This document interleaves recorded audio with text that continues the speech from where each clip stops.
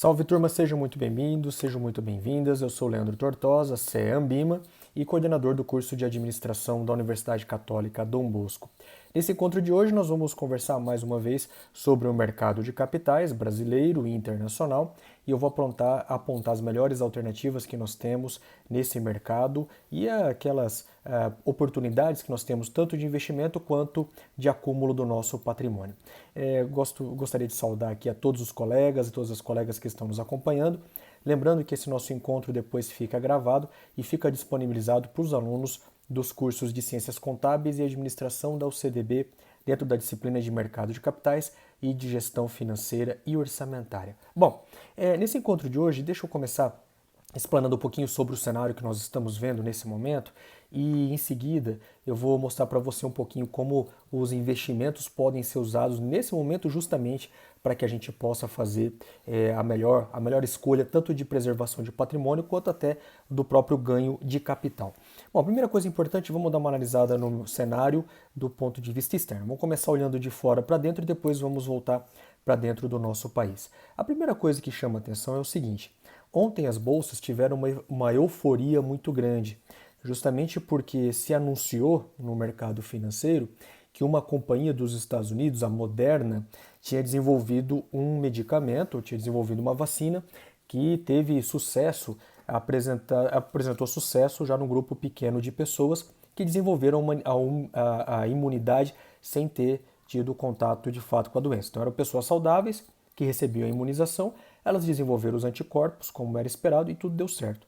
Isso gerou uma grande euforia no mercado financeiro e isso puxou as bolsas do mundo inteiro para cima. E o mais interessante é que puxou as ações de diversos setores que estão correlatos a esse momento que nós estamos vivendo da pandemia. Então não foi só o aumento de empresas do setor de saúde, mas também teve o aumento na valorização das empresas do setor de turismo, do setor de entretenimento e até do setor, misturei turismo e entretenimento como uma empresa dos Estados Unidos que vende cannabis, que vende produtos à base de cannabis sativa. Bom, o fato é que o mercado ficou muito eufórico até o dia de ontem, mas hoje o mercado já não ficou com tanta euforia assim, principalmente o índice que mede as 500 empresas mais negociadas dos Estados Unidos e que serve também como parâmetro para avaliar a atividade industrial daquele país, o S&P 500. E é interessante que teve uma queda expressiva de mais de 1%, foi 1,56%, justamente por conta da própria Moderna.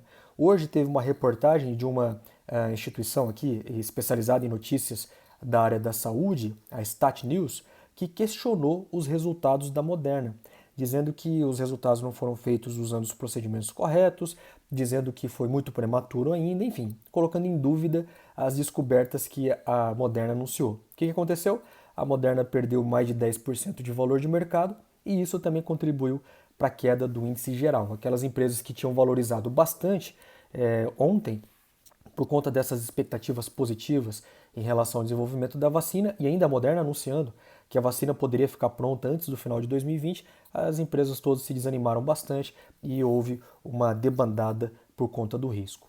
Mas outra questão que também chama bastante atenção foi algo que eu já venho alertando a quem está nos acompanhando há algum tempo, e os alunos da UCDB já estão sabendo também, que é em relação ao ouro. Você tem visto que eu tenho dito para você sucessivamente que fundos baseados em ouro, com e sem exposição cambial, portanto, com e sem o hedge, com o hedge quer dizer que ele faz uma proteção cambial e, portanto, você protege o investidor das oscilações do câmbio frente ao real, do dólar frente ao real, e o sem o hedge quer dizer que ele deixa completamente livre, e o que pode ser uma coisa boa, por um lado, que valorizando o dólar o cliente ganha, desvalorizando o dólar ele acaba perdendo. Mas enfim, de qualquer forma, eu atentei vocês para isso. Olha, o ouro ainda tem espaço para crescer, o ouro tem espaço para se valorizar, porque a crise não está resolvida. E a gente tem que lembrar que o investidor gosta muito do ouro, porque o ouro não depende de banco central de nenhum país para que ele tenha o seu valor. Então não importa se nós estamos falando de um país que é mais ou menos aberto do ponto de vista da economia. Não importa se é um país mais ou menos intervencionista. O ouro tem o seu valor guardado da mesma forma em diversas partes do mundo. Quando tem crise, as pessoas correm para o ouro. Quando não tem crise, o ouro perde o seu valor e as pessoas vão para outras moedas. Vão para o dólar americano, vai para o câmbio daí, vai para o dólar americano, sai do franco suíço, sai da libra esterlina, vai para o real, vai para países emergentes, aceitando uma dose de risco maior. Mas o que acontece é que o ouro, na sexta-feira passada, ele registrou aqui 1.751 dólares e 54 centavos de dólar a onça, né? Que deu a cotação mais alta dos últimos 7 anos e meio. Lembra que o ouro tem uma barreira psicológica por volta de 1.750 dólares a onça. E por que está mostrando isso? Justamente por conta dos problemas que nós estamos enfrentando em relação à Covid-19, que ainda estamos longe de achar uma cura e de um consenso sobre como enfrentar. Mas mais importante também que nós vimos é que o governo dos Estados Unidos já admitiu que pode ter feito alguns créditos de altíssimo risco nesse momento de pandemia e créditos que ele pode depois ter que usar o tesouro dos Estados Unidos para pagar ou ainda emitir dólares americanos, podendo gerar uma pressão inflacionária no país. Então isso aí fez o ouro disparou no mundo inteiro e isso é um bom sinal ou um sinal importante de que a economia ainda está com uma alta dose de risco. Olhando um pouquinho aqui para o Brasil, a situação não está muito boa também. Primeiro, do ponto de vista da política. A gente sabe que sempre tem alguma coisa, toda semana tem 2 ou 3 eventos na política que fazem o nosso componente de risco aumentar. Nessa semana, na verdade no final de semana, teve aqui uma reportagem lá do pessoal da Folha de São Paulo, e onde um dos principais ex-apoiadores do presidente Jair Bolsonaro, o Paulo Marinho, que tem um bom trânsito no Congresso Nacional, um bom trânsito entre empresários, e se aproximou bastante agora do João Dória, ele foi lá e falou o seguinte: olha, eu tenho provas de que o Jair Bolsonaro teve algum tipo de interferência da Polícia Federal em seu favor. Na época das eleições, o Flávio Bolsonaro, de quem o Paulo Marinho é suplente a senador, o Flávio Bolsonaro recebeu uma informação, segundo o Paulo Marinho, né, de que a Polícia Federal estava atrasando algumas investigações no Rio de Janeiro, sobre aquelas investigações da rachadinha no Rio de Janeiro, justamente para não atrapalhar a candidatura do Jair Bolsonaro. Bom, a gente não sabe se é verdade ou não, mas Paulo Marinho disse que é verdade, disse que tem provas. Jair Bolsonaro hoje desafiou ele a mostrar essas provas, e isso faz o investidor estrangeiro olhar para o país e falar: cara, esse não é um país sério, isso não é possível. No meio de uma pandemia como nós estamos observando, no meio de um caos total na saúde pública, no meio de um ranking triste que o Brasil conquistou, sendo o terceiro país do mundo agora em número de casos de Covid-19, sendo que a gente sabe que há uma subnotificação, a gente fica ainda com instabilidade política. Então isso depõe contra o nosso país. A outra questão importante também é que a cloroquina aqui a gente tem um uso controverso em relação a ela. Eu sou da área da saúde, eu sou cirurgião dentista e embora a gente não tenha protocolos muito claros de cloroquina, o pessoal comenta no meio que alguns acreditam e acham que é importante, porque já é tratada em algumas afecções já há muito tempo. Outros falam que não é o adequado, porque tem muitos estudos que, inclusive, mostram que os efeitos colaterais podem ser muito deletérios. De um lado ou do outro, a gente não sabe, mas, de qualquer forma, o que é importante é que não existe um protocolo único. Mas o interino da saúde, do Ministério da Saúde, o general, vai falar, se eu não me engano, amanhã, quarta-feira, já vai ser assinado um protocolo do uso da cloroquina no Brasil. Isso é mais uma questão que coloca o Brasil em xeque, porque você assina o protocolo de um remédio buscando o combate, ok, isso é válido, mas sem você ter um plano nacional, sem você ter uma diretriz de biossegurança para esse momento. O que acaba acontecendo? Mais uma vez o investidor não dá credibilidade porque acontece no país, vê que dá uma série de problemas. Um jurista muito respeitado, o Walter Fanganiello Mairovich, hoje deu uma entrevista para o UOL dizendo que não sabe por que o Brasil ainda não teve o pedido de impeachment, por que o parlamento não fez o pedido de impeachment rolar.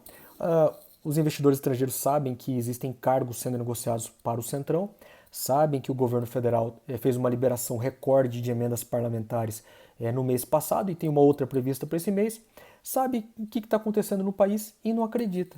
Por isso que o dólar não cede. O dólar, então, continua operando acima da casa dos R$ 5,75. Se você parar para pensar para o exportador, pode ser bom por um tempo, porque o exportador não tem competitividade em relação ao cenário internacional. Da porteira para dentro, o Brasil é muito bom, mas da porteira para fora deixa muito a desejar. Nós temos a infraestrutura ruim, nós temos todos os problemas que todos nós sabemos aqui em relação a encargos, impostos, custos trabalhistas e faz o Brasil ser muito caro e pouco competitivo. Então o dólar está na altura. Mas olha que coisa interessante. Mesmo assim, nós estamos verificando aqui dois cenários, aí são os dois últimos pontos que eu vou colocar para vocês, e aí já falo do produto que nós vamos conversar hoje em sala de aula, que é em relação à pressão inflacionária aqui no Brasil e em relação às indicações dentro da Bolsa de Valores. Primeiro, em relação à inflação. Saiu um dado hoje, uma pesquisa sobre o preço da gasolina hoje no Brasil. Se você olhar desde o começo do ano, o Brasil já reduziu, a Petrobras já reduziu 40% do valor da gasolina nas refinarias. E os postos de gasolina, na média nacional, reduziram 11%. Nesse meio do caminho, dos 40 para os 11, nós temos ICMS elevado, nós temos custos logísticos, alguns donos de postos de combustível que não querem repassar todo o reajuste nesse momento de crise, enfim, tem de tudo. Mas o que importa é que a gasolina ficou muito barato. E a gasolina, pelo menos nos últimos 3 anos, esse é o valor mais baixo desde 2017, na média nacional, a gasolina faz um componente importante em relação à inflação, porque os transportes públicos, em sua maior parte, ônibus, então vamos falar de ônibus aqui, dependem de combustível, não da gasolina, do diesel, mas enfim, é associado. O transporte das pessoas, o transporte particular, depende da gasolina. Muitos serviços dependem da gasolina, enfim. Então, um componente importante para o frete, né, brasileiro, e aí o combustível de maneira geral, teve uma redução então nesse ano. Então, isso é um componente a mais que deixa a inflação lá embaixo. Então, esperem que a taxa de juros esse ano termine bem baixinha, muito mais baixa do que os 3% ao ano que estão atualmente, em torno ali de 2,75% ou 2,5%, podendo até chegar a 2%, justamente para que a gente não tenha uma inflação negativa. E outro cenário que eu quero te apontar aqui foi de um levantamento que o BTG, o Banco BTG, fez em relação às empresas listadas na Bolsa de Valores de São Paulo, na B3. O BTG falou o seguinte, que espera para 2020, olha só o que eu vou te falar, uma redução de 44% nos lucros das empresas listadas na B3 para 2020. E para 2021, uma redução de 19% nos lucros. O que significa isso? Nós estamos observando um período de vendas menores, produtividade menor, mercados sendo perdidos. Veja a situação que está no setor automobilístico. Hoje teve um anúncio da GM que vai retomar algumas atividades de produtividade no interior de São Paulo. Mas mesmo assim, os pátios estão lotados. A gente não consegue fazer venda de veículo. As empresas acessórias de autopeças que vendem as peças e componentes para os veículos estão paradas. Muitas trabalhando em regime de layoff, muitas em demissão voluntária. Então, programa de demissão voluntária. Então a coisa não está tão tranquila quanto parece. Daí, o que a gente pode recomendar nesse cenário? Bom, no cenário que nós estamos vendo que os riscos externos estão elevados e os riscos internos também estão elevados, vale aquilo que nós já estamos conversando há algumas semanas. É um cenário mais conservador, é um cenário pessimista, nós temos que guardar dinheiro neste momento e nós temos que recorrer a algumas estratégias para tentar aproveitar nesse momento aqueles produtos que estão mais baratos. Então eu começo dizendo o seguinte, para guardar dinheiro para uma reserva de emergências ou uma reserva de oportunidades, que é quando a gente faz um acúmulo de dinheiro para aproveitar uma oportunidade de preço barato ou alguma coisa nessa crise, recorra ainda à renda fixa. E eu cito 2 grandes produtos que nós temos no Brasil. O primeiro é o Tesouro Selic, negociado diretamente no Tesouro Direto, então o Tesouro Selic, porque ele não perde por você retirar o valor antes do final do contrato, então ele não tem uma oscilação de mercado muito grande, a variação de mercado dele é muito baixa, e ele é extremamente líquido. E por outro lado, um fundo CDI, pode ser um CDB bancário com uma liquidez diária ou um fundo CDI. Lembrando que nesses dois, por conta do fator tributário, pode ser desvantajoso, assim como também na taxa Selic. Então, o tributo é o principal cuidado que nós temos que cuidar. Para pequenas quantias, ainda vale a caderneta de poupança, pequenas mesmo, ou quando você só quer deixar o dinheiro e que não fique parado na conta. Alguns bancos, como por exemplo o Nubank, que remunera a sua conta por você deixar o dinheiro parado na Nuconta, também acaba valendo a pena, assim como o Tesouro Selic, sendo um pouquinho melhor que a caderneta de poupança. Mas, como nós estamos falando de aproveitar oportunidades de produtos que sejam mais adequados para os diversos perfis de investidor, eu quero destacar aqui mais alguns. Primeiro, aquele grupo de produtos que eu já venho insistindo há algum tempo. Fundo de investimento imobiliário, principalmente fundo de investimento imobiliário que tem a renda mínima garantida por algum tempo. Você vai encontrar ainda o do Banco do Brasil, você vai encontrar de Santander, do Bradesco, então onde nós temos um grande banco que compra e aluga um prédio comercial e muitas vezes faz isso via fundo. Então você acaba tendo um aluguel garantido por muitos anos, 10, 15 anos aí, com tranquilidade. Além dos fundos de investimento imobiliário, desses de tijolos, né, reais, você pode investir em fundos de fundos, fundo de investimento imobiliário ainda, que ele pulveriza em diversos investimentos, mas eu recomendo também ouro, tanto com quanto sem exposição cambial, aproveitando esse momento que nós estamos agora, e o Tesouro Selic, para tentar aproveitar essas oportunidades e para proteger o seu capital de algum problema que possa vir pela frente. Mas hoje, o assunto, para quem é meu aluno em mercado de capitais, vai ser fundos de investimento. Nós já falamos sobre fundos de investimento a semana passada, mas os fundos de investimento imobiliário.